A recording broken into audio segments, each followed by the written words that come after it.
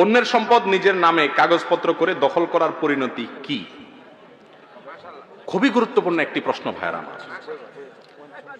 অন্যের সম্পদ নিজের জন্য দখল করা আর জাহান্নামের টিকিট বুকিং দেওয়া এক জিনিস।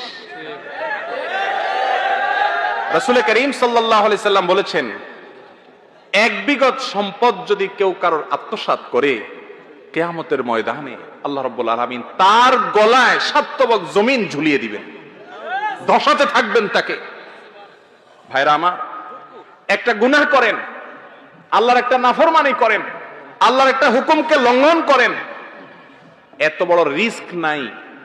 মানুষের সম্পদ অন্যায়ভাবে আত্মসাৎ করলে যত বড় রিস্ক আছে, কারণ এটা বান্দার হক আল্লাহ নিজেও মাফ করবেন না। আর কিয়ামতের দিন দুনিয়াতে যদি কারোর সম্পদ আপনি আত্মসাৎ করেন, কৌশলে নিজের নামে লেখায় নেন, আইল ঠেলে জায়গাটা বাড়ায় নেন, আছে না নাই?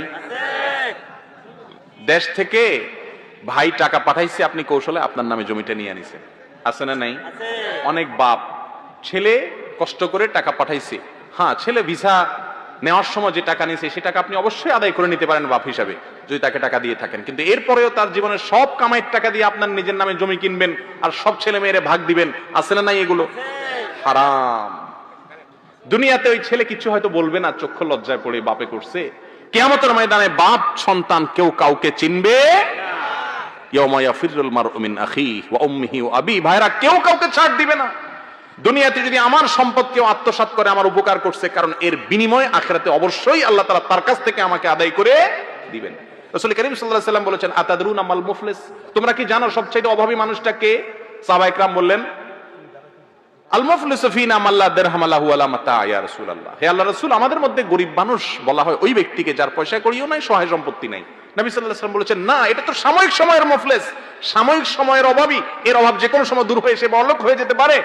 আসল মুফলিস আর অভাবী সেই লোক যে অনেক আমল, অনেক ওয়াজ মাহফিল শুনছে, দায় রাখছে, নামাজ কালাম পড়ছে, অনেক ইবাদত করে কিয়ামতের ময়দানে উঠছে, এরপরে দুনিয়াতে কারোর জমি মারছে, অন্যায়ভাবে আত্মসাৎ করছে, জাল দলিল করে নিছে, আইল ঠেলে জমি বাড়াইছে, বিভিন্ন ভাবে আত্মসাৎ করছে, বোনের হক বাপের সম্পত্তিতে আছে দেয় নাই, ফুফুর হক দাদার সম্পত্তিতে আছে দেয় নাই, বিভিন্ন ভাবে আত্মসাৎ করছে, স্ত্রীর মহারণা পরিশোধ করে নাই, বান্দার হক দেয় নাই।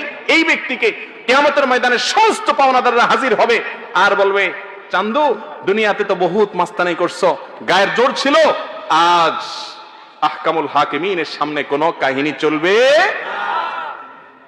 তখন কি হবে? জমি তো আর নাই, দিবে কি? তখন আল্লাহ তাআলা বলবেন, যত আমল করছো, যত কোরআন তেলাওয়াত করছো, যত নামাজ পড়ছো, যত তাসবিহ পড়ছো, এই সবগুলা থেকে পাওনাদারকে দাও। দিতে দিতে দিতে আমল শেষ, কিন্তু পাওনাদার এখনো আছে। এবার কি হবে? পাওনাদারের গুনাহের বোঝা মাথায় নাও, নিয়ে এরপরে জাহান্নামে ফেলে দিবে।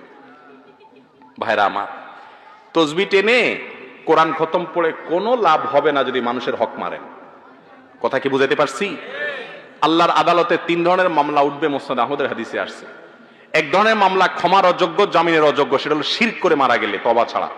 2 নম্বরের মামলা হলো আল্লাহবাদী মামলা। আল্লাহবাদী মামলা কোনটা?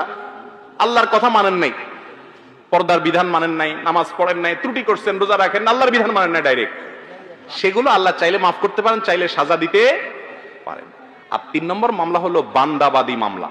কারোর হক নষ্ট করছেন, কাউকে গালি দিছেন, কারোর জমি আত্মসাৎ করছেন, এই মামলা আল্লাহ তাআলা বলবেন, এই মামলা আমার কাছে না, এটা স্বয়ং ওই বাদী যদি তোমাকে ছাড় দেয় তো দিল, আর না হলে নাই। আর কোন বাদী কিয়ামতের দিন ছাড় দিবে? বাপ ছেলেকে ছাড় দিবে না। এই জন্য মানুষের সম্পদ আত্মসাৎ করা থেকে বেঁচে থাকবেন। আল্লাহ আমাদের তৌফিক দান করুন। আমল কম করেন, কিন্তু মানুষের হক নষ্ট করবেন